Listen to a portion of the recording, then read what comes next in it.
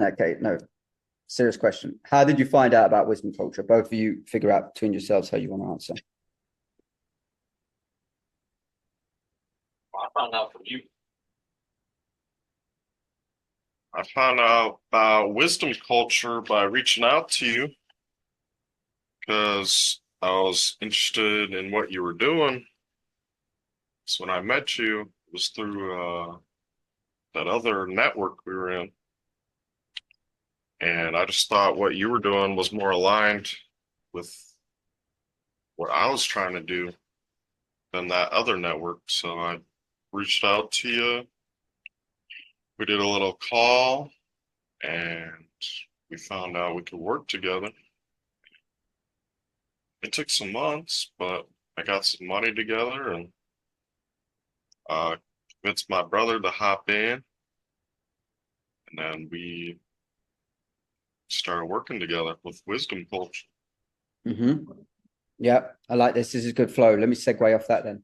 What gave you the confidence? What was it for both of you? Because I know Gabe, me and you connected afterwards, and I was seeing you as this younger, slick back buck who I said looked like a character from Deuces Wild. But you got to watch that film if you haven't seen it yet. Deuces Wild. Yeah, Deuces Wild, sick film, sick film. So, what gave you the confidence to make an investment in yourself with seeing wisdom culture and knowing there wasn't too much out there about wisdom transfers, specifically sales coaching and performance coaching? What was it about me that you were like, I'm willing to put my money in this and see what happens? So I found you at a time where I just left my job and I was getting into real estate sales. And I saw you and I saw the way that, um, you do sales, you emphasize connection, and it just seemed very tangible and real to me. And so, I'm like, you know what, I'm going to see what this guy's about. And something about you was different than like other people you find online. Um, when you say you under promise and over deliver, like you're not lying. You for the our investment I had an intuitive feeling just from the first meeting that it would be true, and sure enough, you absolutely over delivered on everything. Any Mm-hmm. question I had, any problems I ran into, it was like you had an instant answer that just made so much sense to me. And so that's why just from the beginning, I think I had the intuitive feeling about you that I'm like, you know what, I'm going to invest in this. We'll see what happens. And there's no regrets. Mm-hmm. Yeah. And was there a significant moment there? Because I have this all the time when I know I've invested in something where I go, money's worth, like even last night watching like a pay-per-view. Was there a significant moment for you, Gabe or Z, where you were like, got my investment back here already? Any particular memory or story you can share? Yeah, I think when you really started going into your system and how you organize your day and your weeks and months, and that was just a big game changer for me. Showing me how important it is to like do a calendar and like oh, the big thing was focus. Like you taught us, we shouldn't be focusing on 8 different projects at once Mm. because you only have so much time and energy in a day. So we really honed in on just focusing on, one or two specific things at a time. And basically clearance, that was a big factor. Removing the distractions in my life, whether it was material or like I said, certain projects that I just didn't have I really wanted it. I was interested. I was not committed or obsessed with those things. So I had to let those go to focus on the real thing that was going to bring real money into our pockets. And once we were able to organize our schedule and really focus, we brought some money in. Mm-hmm. And that was all thanks to you helping us with that sort of thing. And just having someone that could really shine a light helped a lot. Mm-hmm. Yeah. Significant moment for me with you two. One thing I love about what you're doing is you're documenting it and you're capturing it in the rawest way possible. And you went from the initial dials in the real estate, the initial dials of of like pissing some people off, kicking off with some people, to the first YouTube video. I remember it was you, Gabe. And like you went through the process, started to ask questions, like timing was good. And you both finished the call. You both finished the call and you're like, yeah, hell yeah. Charlie, be proud of that one. Tell me about that story, Gabe. Like what actually shifted when we went through a little bit of sales training, actually implementing, hey, be prepared with these questions. This is what we can do. Yeah, because before when we were making dials, we were very scripted, robot sounding. And so we got in a meeting with you, and you're like, here's how you're actually going to do it. Like, you're going to be human to human. You're going to connect. You're going to get clarity, provide proper context. And the calls are going to be much more successful. And then I think as soon as we implemented it, we had a very successful call with somebody. They're willing to talk to us for like 10 minutes, which is like unheard of. That was like it took hundreds of dials to get to that point. And then that's when we realized, like, wow, Charlie's system really does work. It's not just like there's no bullshit. It just works. Yeah. That's why I was like, oh, we did the system and it went good. Charlie's gonna be proud of us. Well, the best part about the system is it applies to any business or sales aspects. Like we still use those things that we were taught in our new endeavors we're doing. So that's the best part. It's not just specific to cold calling or specific to a certain thing. It applies to many areas of life. Yeah. Yeah. Yeah. And if I was to put it into words, to me, it's a chronological intuition of how to communicate and how humans process information. So you can apply it to anyone, whether you're doing cold calls for real estate or whether you two have transitioned into now life insurance, where your initial connection point is literally a foot in a door, right? So like shifting up the dynamics, the principle's always the same. And without going into a lot of detail, because it's very hard for people. Well, let me take the opportunity to ask you both this. Would you say it's very hard to summarize what wisdom culture is unless you've been through it?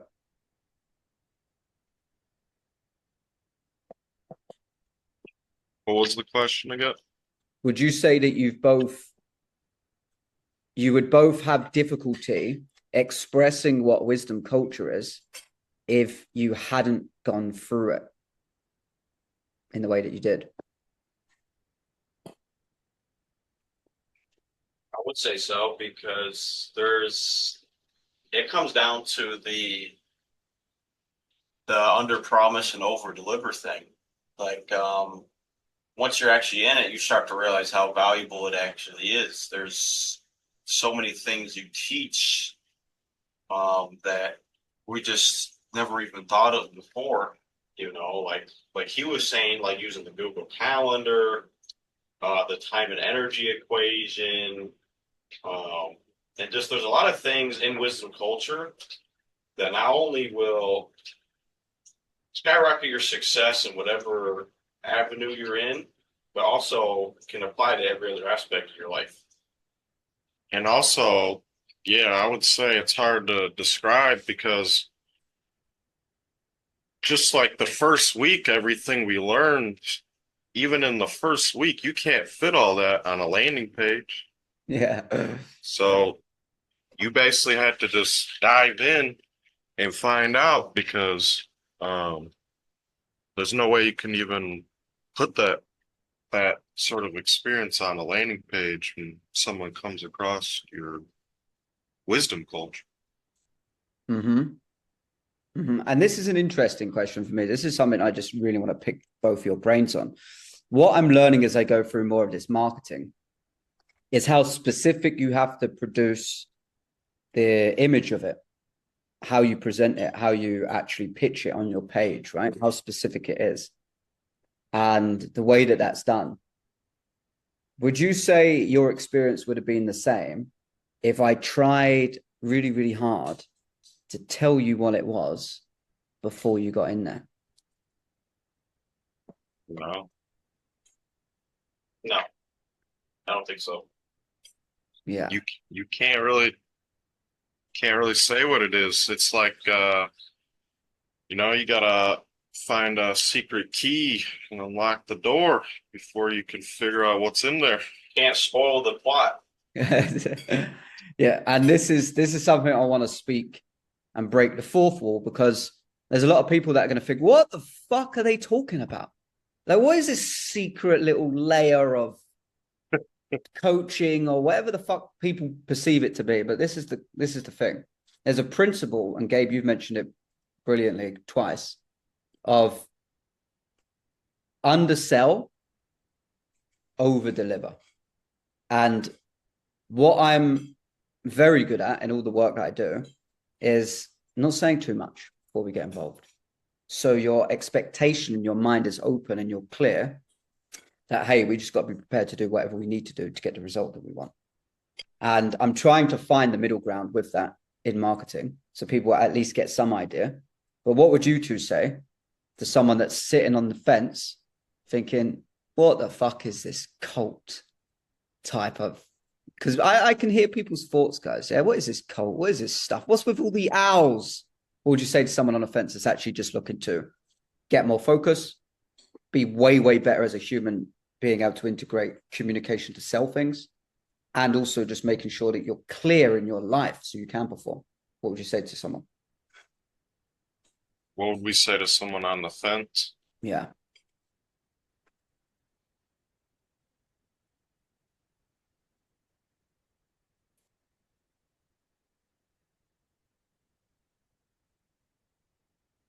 What do you think?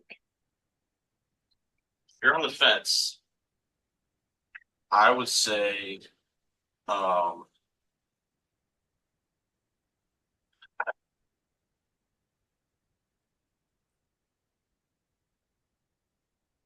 if you're on the fence, I would say if you're looking to expand your skills, not only as a salesperson, but whatever you're getting involved in, and just your ability to get done what you need to get done every day in a more efficient manner.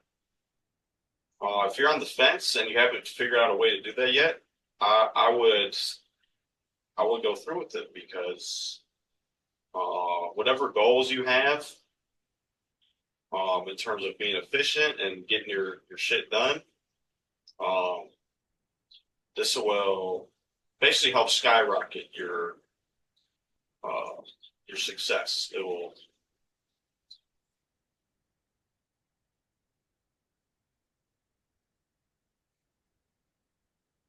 Well, what I would say is, if you're on the fence,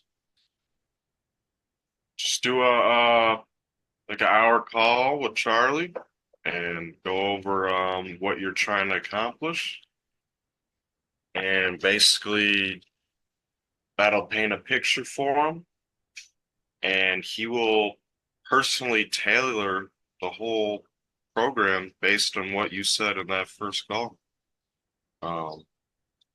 And basically, the reason why he can do that is because he's like a real human. There's a lot of guys out there that just want to get paid, and it's more than that for Charlie. He actually wants to see you grow as a person, and I haven't met any other person online that actually cares that much, and I don't know how many there truly are. Some banger soundbite, boys. I appreciate it. So I'm going to bring this to an end. I want to ask you maybe two closing questions, and I want to end with some real tangibles, because I also, all jokes aside, I don't want this to be too enigmatic or esoteric where people are like, I don't know what this is. From what you invested, and you don't have to talk about actual specific numbers if you don't want to, but from what you invested to what you, with that real estate, gained, what's the, if we had to X that number, like, oh, I have 4, 3, 5, 6X my investment. Have you guys actually done the math on that? And I'd be curious to know what that is. I feel like a 9x. 9X. So I'm 1X below fucking Grant Cardone.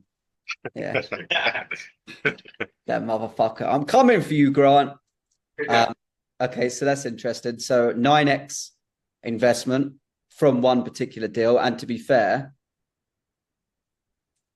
I don't know how much detail we want to go into, but I know that if you two were to pursue real estate, obviously it's not the path that you've decided to go down, which I think is a wise move.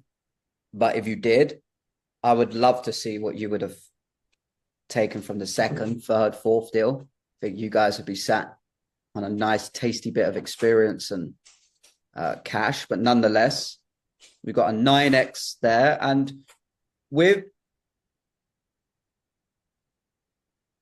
how do I want to end this? How do I want to close this? First of all, I just want to say I appreciate both of you hopping on and just giving some honest feedback. Last question I have for you is this. When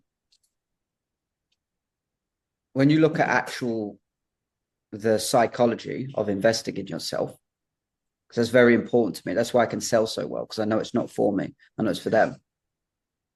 When you understand what you invested and what you put in, again, you don't have to reveal any numbers. What would have happened to you two if you had did it, if I'd given you access and I'd given you that same opportunity, everything the same, but you didn't put any money in the game? What would have changed for both of you? Like if we didn't invest any money into it. Yeah. If I was like, hey, guys, I just love to help people. Let me do it for free. What would have happened to your results, do you think? Yeah, when you don't pay for something, you don't take it as serious. There's a certain value attached to your investment, to where if you're investing something, you're more likely to go through with it and pay attention and actually apply the principles. Whereas stuff you get for free, it kind of can just go one ear out the other. But if you've actually made a real investment, then it completely changes the game. Well, also, you did everything you did for free. I would have felt like a dickhead. Yeah, there's a karmic balance. Yeah. There's a lot there. Like, you got to show respect to someone that's teaching you. And, in the modern day, money is a good tool for that. Yeah. Yeah. And I appreciate you saying that. And I want to close with this. There's always an openness, a receptiveness with me. Anyone that I work with, so anyone that might be watching this, particularly this last clip, this hasn't been set up to be perfect.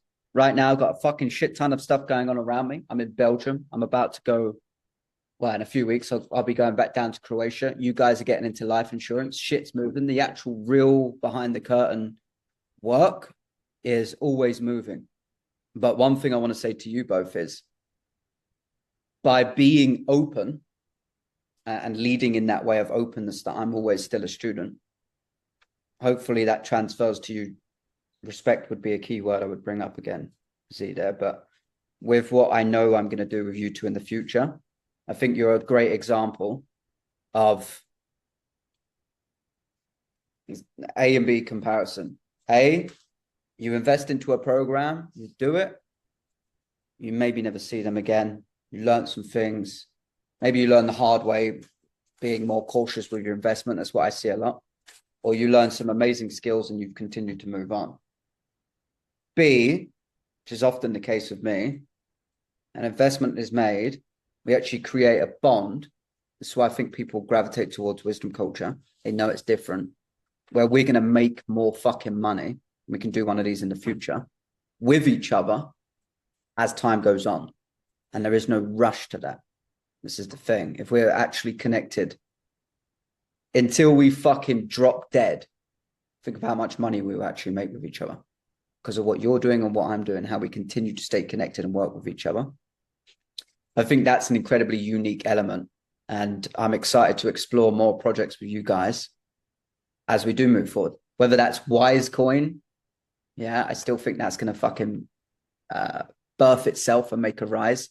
Whether it's some fucking sales system for what you guys are doing in life insurance. Either way, I don't really give a fuck what it is, but I know that we'll do something. And I continue to appreciate that you guys are always exploring new things and bringing new awareness to me of different areas. So thank you both for all that.